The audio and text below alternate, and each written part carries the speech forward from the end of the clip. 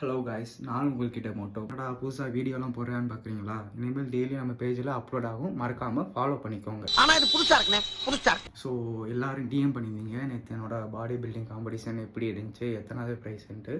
அதை பற்றி நான் இப்போ ஃபுல்லாக உங்களுக்கு டீட்டெயிலாக நான் சொல்கிறேன். ஸோ என்ன நடந்துச்சு, எப்படி இருந்துச்சு எக்ஸ்பீரியன்ஸ். நான் ரன்னர்-அப் தான் ஆகினேன். Okay, it's okay. அடுத்த வாட்டி காம்படிஷன் நம்ம பார்த்துக்குவோம். முதல் எக்ஸ்பீரியன்ஸாக நான் சொல்கிறேன். வந்து என் கேட்டகரி பார்த்தீங்கன்னா 55 பிலோ, இதுதான் என் கேட்டகரி. ஸோ அதுக்கு தான் நான் வெயிட் லாஸ் பண்ணி வெயிட் கட்டிங் போட்டு ஸோ வாட்டர் கட் பண்ணி 3 days வாட்டர் கட் இருந்து எல்லாம் பண்ணேன். பட் அங்கே நடந்தது வேறு டிப்ரெஷன் ஆயிடுச்சு. கேட்டகரி 55 அண்ட் 55 பிலோ தான் என் கேட்டகரி.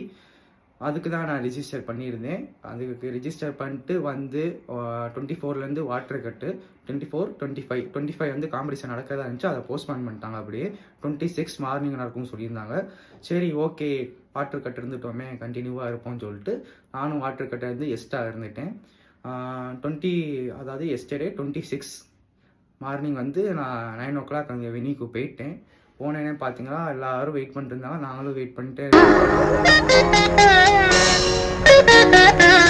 அதுதான் எங்கள் காம்படிஷன் எங்கே வந்துச்சு. பார்த்தீங்கன்னா பிலோ 60 கேட்டகரி எல்லாரும் அப்படியே ஒன்றா சேர்த்துட்டாங்க.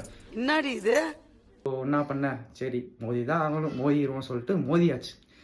பார்த்தீங்கன்னா எல்லோரும் எங்களோட கொஞ்சம் பல்காக இருந்தாங்க. ஏன்னா என் கேட்டகரியோட கொஞ்சம் அவங்க கேட்டகரி கூட வெயிட்டு கூடயா. ஸோ கொஞ்சம் பல்காக இருந்தாங்க.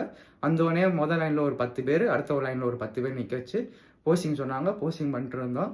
அடுத்து அதில் 2 பேர் பல்காக இருந்தாங்க, கொஞ்சம் என்னையோட கொஞ்சம் பல்காக இருந்தாங்க. அவங்கள தூக்கி ஓரமாக நிற்க சொல்லிட்டாங்க. மிச்சம் அதெல்லாம் போங்க அப்படின்னு சொல்லிட்டு முடிச்சிட்டாங்க. இனிமேல் நீங்கள் காம்படிஷன் ரெடி ஆனால் கொஞ்சம் ப்ரிப்பேர் ஆகிக்கோங்க. இப்படி மாறும்னு நினைக்கிறேன்.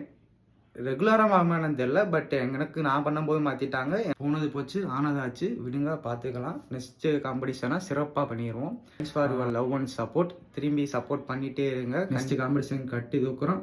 டிசைட் பண்ணியாச்சு. கான்ஃபிடென்ட்டா இருங்க மக்களே, நல்லதே நடக்கும். வெற்றி நிச்சயம்.